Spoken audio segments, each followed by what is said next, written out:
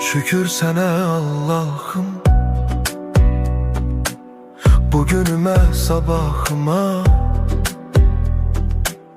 Ürəyimdə bir ümid var, sən baxırsan halımıza. Şükür sənə Allah'ım,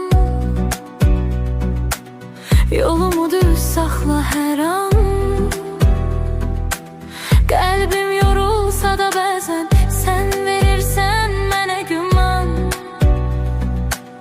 Bir addım atıram, yenə sınaq çıxır. Dünya bəzən gülür, bəzən də yandırır. Amma mən bilirəm, tək deyiləm heç vaxt. Sənin adın var içimdə, mənə yetər bu haqq. Evimə bərəkət, canıma səhət, qəlbimə təmizlik, dilimə məhəbbət. Hər kəs öz payını halal qazansın, Allahın nuru ilə qaranlıq dağılsın. Ya Rəbbim gəncə güc ver, yaşlıya səbr ver. Qəmli olan ürəklərə biraz rahatlıq ver. Kim yorulub, kim ağlayıb, kim tək qalıbsa, sən çatdı.